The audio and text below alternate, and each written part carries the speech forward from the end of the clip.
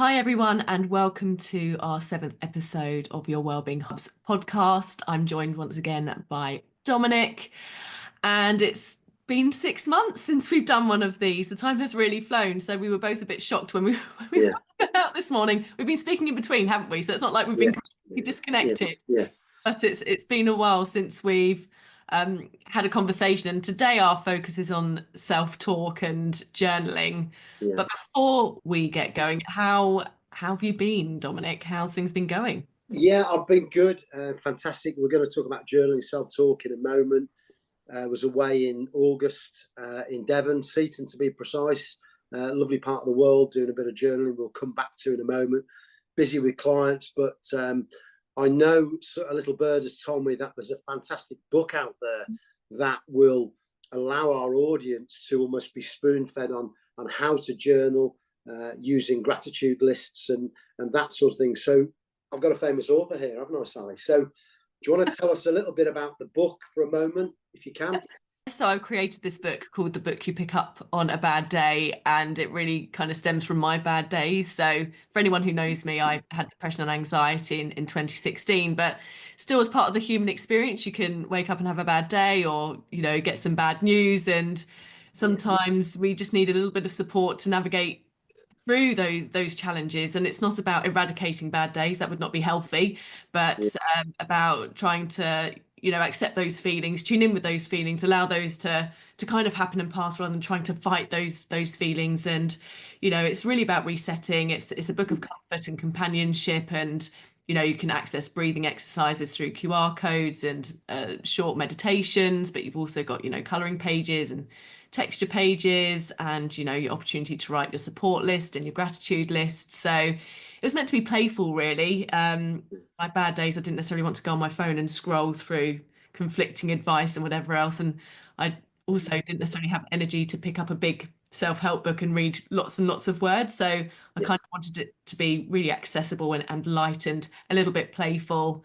yeah. So it's designed as a board book, really, which normally you get with children, but yeah, it's more like a board book for adults. So it's been a 15-month project, but it's finally out, and yeah, hopefully it will help people. That's the aim, really. That's exciting, isn't it? It's great for our audience as well. So how much does that cost again, Sally? What's the cost and the title? Sure. So the book you pick up on a bad day is the Yeah, title, and launch price. So through February, it's 14.99. And then from March, we'll go back to its usual RRP of 19.99. So now is probably the time to have a look. brilliant. Yeah, Get the deal.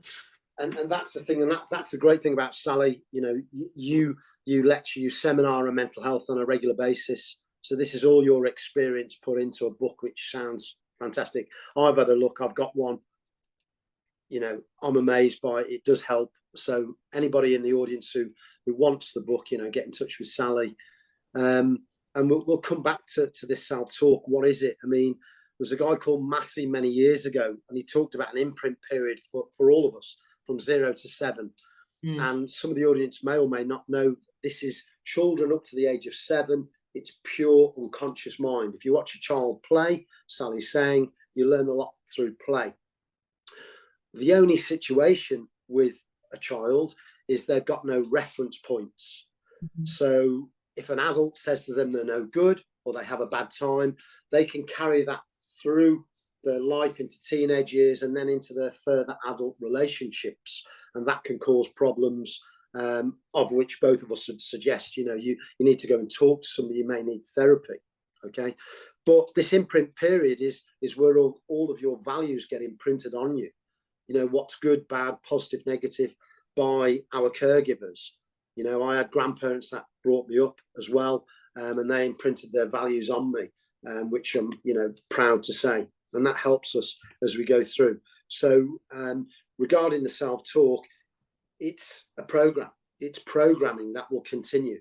There's a loop.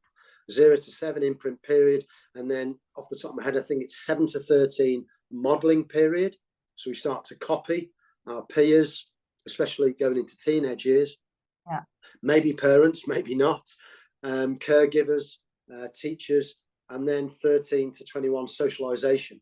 When we start going out into the world, we start to interpret those experiences. Is it good, bad? Does it sit well with my value? Does it sit well with my family values?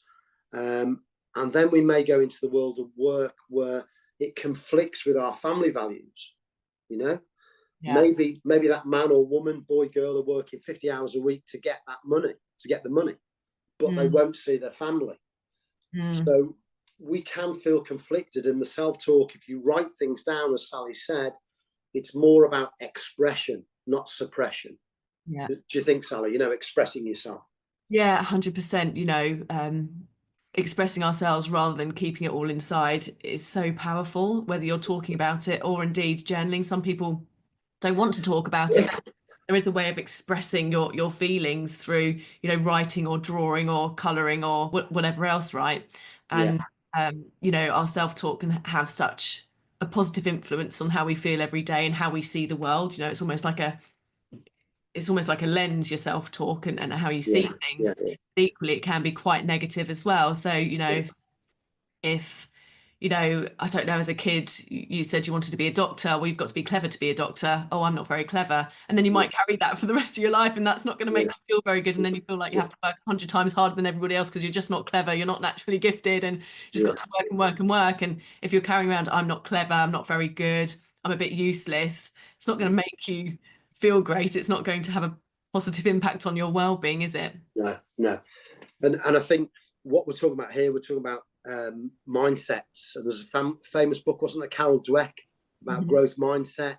And we and how often have we heard people say, "Oh, I'm just stuck. It always happens to me. You know, I can't do this, I can't do that." You know, that phrase, you know, if you think you can, you probably will. If you think you can't, you won't. So these are all, as they say, the old phrase, the Pygmalion effect, self-fulfilling prophecies. And if you look very carefully at our actions and what we say, when we become more conscious of what we're doing on a day-to-day basis, we can perhaps change that. So one of the things I'd like to say to people is maybe slowing down a little bit. We didn't mention this at the beginning, but I'd suggest breath work. Okay, meaning that we're going to not breathe from the chest. We're going to start to breathe from the abdominal region, also known as parasympathetic. And we'll just go into that now just for a few seconds if we can. All right, because there's no point doing self-talk if we're saying, I'm feeling dead calm, I'm feeling confident, because it's about the delivery. We all know that it's about the delivery. If somebody's confident and calm, they're not shouting at the other person generally. They're not shouting at them, they're slowing it down. So the breath work allows the system, as Sally says correctly, to reset, to calm down. So if you don't have to close your eyes, but you can. If you close your eyes and take a nice deep breath in through the nose for 3 seconds, push the belly out at the same time, so you're filling the belly with air, hold the breath for around 4 seconds, then gently exhale through the mouth for 4 to 5 seconds, the belly goes down. Just the exhalation of the breath will switch on the vagus nerve, which then connects to the parasympathetic nervous system, which calms us down. Then we can perhaps go into that self-talk. I'm feeling calmer now. And if you are doing the breath work as well, you're getting the physical, you're getting the mental, that calms things down. So there's no point just going straight into self-talk if you're not calm. So breath work is particularly important for us all. And again, Sally, a stuck mindset, do you think that's going to trip us up? Do you think? Yeah, if we've got a stuck or a fixed mindset, you literally get stuck. So I can't do this. Okay, well, I'm not even going to bother trying again. Whereas, you know, if we just, I can't do this yet. If I have if it's just one word, I can't do this yet. I can keep trying. I can keep having a go. I can practice and I will improve. It's like, you know, sometimes people, I just don't get maths. Well, no one gets maths initially. No one gets it the first time. Well, some people might, because they might have a natural affinity to maths. But, you know, I just don't do maths. I just don't get it. Yet, you might have to try a little bit. You might have to practice a little bit. You might have to, you know, spend more time on it. But it doesn't mean that you can never do maths, you know. And I think Sally, you've just nailed it. Sally's just nailed it, by the way, audience, because that is very powerful. That's like a no entry sign when you're going in the car. or a one-way system, the wrong way. You stop. So what Sally's saying is, when you're talking to yourselves, and we all do this, if you say, I can't do this yet, that gives a bit of hope to the brain. It's not finite. Okay, we are infinite beings full of energy and power. So if I can't do this yet, I can't juggle yet, I can't do maths yet, I can't drive yet, I can't quite understand him yet, I can't quite understand her yet, going back to relationships. All right, it's not fail or pass. Yeah, I think that's the grey area we're looking at. You know, that is really poignant. Yeah, and I think when you don't get the outcome you want, like, I failed my first driving test. Yeah. Okay, and what did you learn from it? What would you do differently? What was the feedback? Yeah. Would you prepare differently? It's about that learning opportunity, because I know I can take my driving test again. I know I could go for another job interview. You know, what are my learnings along the way? Rather than just focusing on the outcome, what did the process look like? What did I learn from it? And how can I take that learning forward? And that's all part of growth mindset as well, rather than saying, well, I didn't pass my test, there's no point in trying again. Well, you're not going to get anywhere, are you? That's amazing advice, because at the end of the day, as we said, in society, it's set up fast, fail, pass, a failure. At the end of the day, the word failure, okay, change it, as Sally's just said, as you've just said, to feedback. Failure is almost finite. That's it, you're done. But feedback, what was your feedback? And I think we need to change the language a little bit. I work with quite a few pregnant women with the hypnotherapy, with the self-talk. If you look at pregnancy, there's a word called labour. I mean, that's the most depressing word, sorry to say. People think about the word labour, but we'll leave that one. But the word labour for birth. Why is it called, when are you looking forward to your happy birth, Miss So-and-so or Mrs. So-and-so? Yeah. So just changing the word. And me and Sally were talking beforehand about journaling. Okay, guys? And it doesn't matter whether you do joined up writing, you do capitals, that's up to yourself. And we've got a list here, haven't we? I'll read it off to Sally. You could write down this: peace, power, calm, love, connection. You could then join those words up. I feel calmer now. I feel peaceful now. I feel powerful now. I am feeling peaceful. I am feeling powerful. Anything after I am is really, really powerful. And what we're going to suggest now is, some of you, this may sound alien to you, okay? But we guarantee that you're doing self-talk and you're not even aware of it, okay? You're doing it and it's just a buffer. And you can suddenly wake up and realize, why am I in another crappy relationship? Why am I in another crappy job? Okay? Why am I not reaching my full potential? Possibly because of this negative self-talk. And we're in autopilot, aren't we? More often than we're in autopilot a lot. Yeah. And it's unconscious, isn't it? And Sally and me were talking about earlier on, I think it's around 77% of your self-talk, guys and girls, is negative. 80% is the same as yesterday. So unless you hack into it, and by the way, I'll say it time and time again, as we discussed at the beginning, didn't we, Sally? This is neuroscience. It is not pseudoscience. Okay, we both run livings from this. Okay, my clients, I get them on the last session with the hypnotherapy. They have their own self-talk tape. I've got my own tape. But you can just write down a sentence: I am feeling calmer now. The more you write it, the more you say it in a slow delivery. Just watch what happens. Yeah, everything calms and slows.